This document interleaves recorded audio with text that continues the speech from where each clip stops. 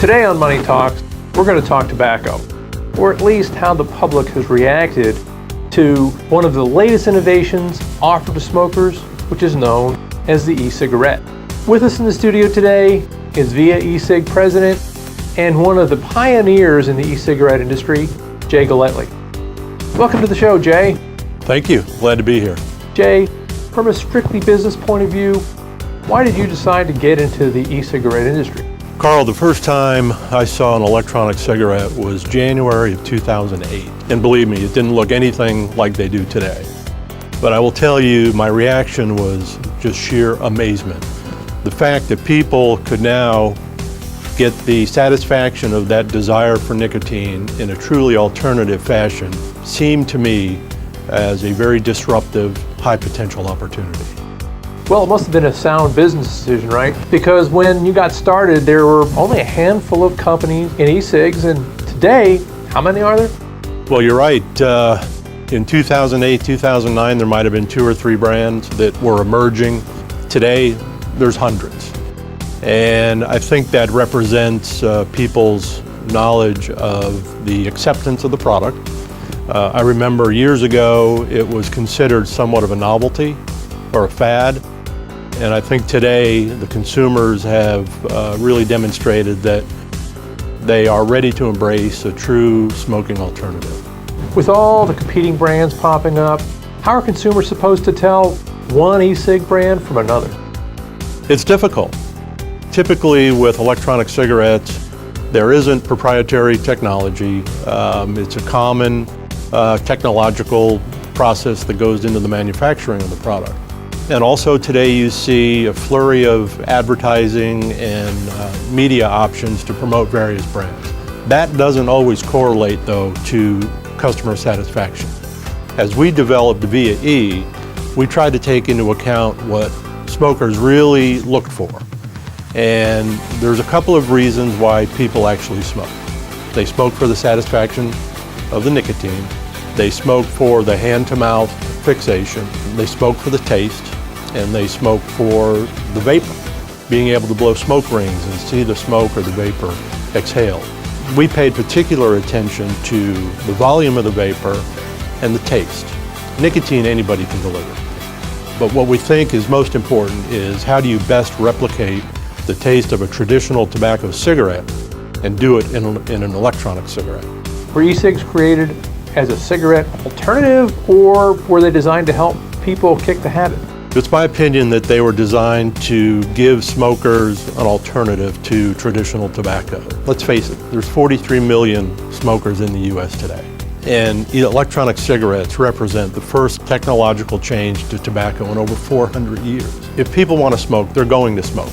People today are very aware of all of the consequences and implications of smoking, whether it be health-related or social ramifications, but people are still going to smoke. Why smoke e-cigs? Are e-cigs safer than traditional cigarettes? Safer today is a matter of opinion. We do know that traditional cigarettes kill approximately 500,000 Americans every year. The difference is with a traditional cigarette, as soon as you light that, you release over 2,000 toxins that are unique to the combustion of a tobacco product. Electronic cigarettes, you don't light those. So all of the toxins found in a traditional cigarette are clearly not present in an e-cig. You know, from my reading of the blogs and news feeds, there have been some concerns that some brands of e-cigs contain as much formaldehyde as traditional cigarettes. Can that be true? Today, not so much. I think when electronic cigarettes hit the market back in the late 2008 time period, there was tremendous scrutiny and suspicion that these probably or perhaps weren't safe for consumer consumption. The FDA early on actually sampled some brands' products and found that 1 or 2 brands did contain substances that they did not recognize as safe. Ethylene glycol was one, and that's an ingredient typically found in antifreeze. It's frightening. But today, there's been so much focus on manufacturing standards, safe protocols, that what's found in e-liquid mostly is just a few ingredients: water, flavoring, and probably a combination of propylene glycol, which is found to be safe by the FDA, and vegetable grade glycerin. Compared to where they were years ago to where they are now, I think there's been a lot of attention and focus on the safety aspect and the quality of the product. For the past decade, there have been a number of landmark lawsuits where a number of states have actually sued the cigarette industry for the damage that their product has done to the health of American smokers. How are e-cigarettes any different?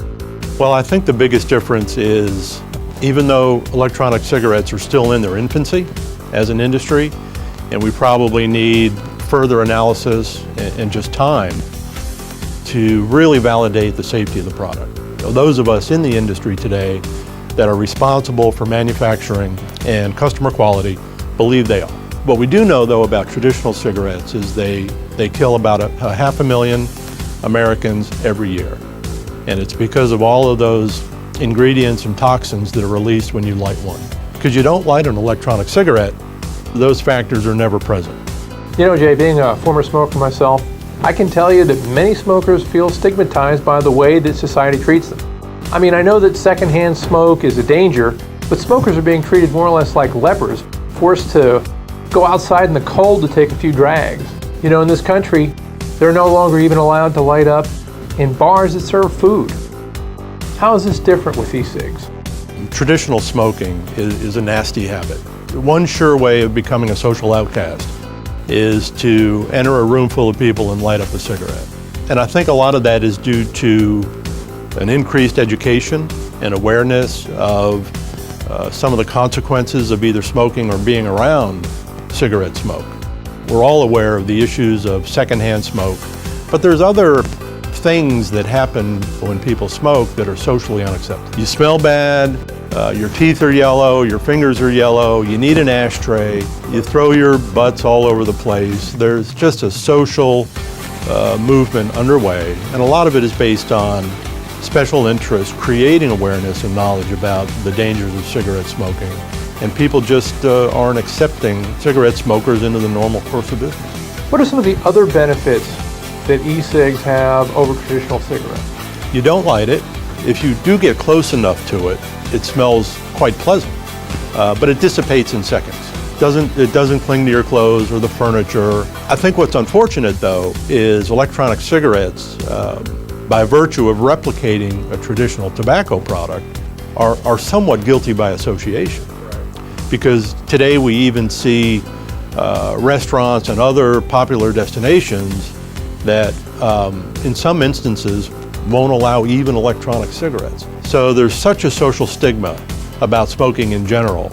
It's our mission to make sure we articulate the differences of an electronic cigarette, not only from a safety perspective, but also from a social perspective that enables people to feel comfortable with it. You know, one of the interesting things is during my research, I kept seeing the term vaping. What's that all about? Vaping and electronic cigarettes are often used synonymously. Although, I think there's a current movement underway that is beginning to separate people that use electronic cigarettes and vapors. There's a community now that's growing, and vaping is a larger product that holds more liquid and is typically put into the unit by the user. It's a bit more expensive, it's bulkier, certainly isn't as convenient as the electronic cigarettes we know, like the VIAe product line. But for the die-hard 2-pack a day smokers, vaping is becoming more and more popular. You know, one of the reasons that I quit smoking was because of the fact that cigarettes were so expensive. I mean, a friend of mine told me that he's paying like $6 for a pack here in Jacksonville, and I understand that in places like New York City, you can pay more than $10 for a pack. How does this compare with e-cigarettes? New York City is one of several locations where cigarettes are at a premium in terms of the cost. Easily over $10. The national average is almost $6. And I think what our consumers experience is a savings of anywhere from 20 to 30% over traditional tobacco cigarettes. Recently, the press has been all over the e-cig industry because they say that teenagers are starting the habit with them. What are your thoughts on that? Well, even though I'm in the industry, I'm not an advocate of promoting smoking. And I think that some of the competitors in the electronic cigarette business create attractive flavors, anywhere from cotton candy to bubble gum to chocolate to coffee, you name it. We have avoided going down that path for a couple of reasons. One, we do believe that flavors will entice either minors or even adults that don't smoke today to pick up an electronic cigarette, or worse yet, pick up a traditional pack of cigarettes. The second reason we don't do it is because we're trying to be very, very compliant to the regulatory environment that the FDA has either already created or is about to create. And it's our understanding that flavors are certainly subject to further evaluation by the FDA. I mean, if you look at traditional tobacco products, menthol, which has been around for years, is now in a questionable environment as to whether or not the FDA is going to allow continued sale of menthol cigarettes. So our position is very clearly, let's stick to traditional tobacco, 1.8, 2.4 milligrams of nicotine, and our second flavor is really a menthol product. Jay, why don't you show our audience what's at the heart of VIAe Cig and what makes them tick? I'd be happy to. The VIAe lineup is fairly simple. We have a rechargeable product line and we have a disposable product line. Both are popular, depending upon the smoking habits of each individual. Our basic product is made up of a battery, and all of our products, with the exception of our disposable, include rechargeable batteries. So it's not like you're buying the entry-level kit and then having to toss components away. You add to that a cartridge that contains either 1.8 milligrams of nicotine plus flavor or 2.4 milligrams. And you simply screw that onto the battery. And in the cartridge is where the nicotine, the flavoring, the water, and all the ingredients are. And the battery is obviously the battery, but also microprocessors that when you draw on the cigarette, it activates.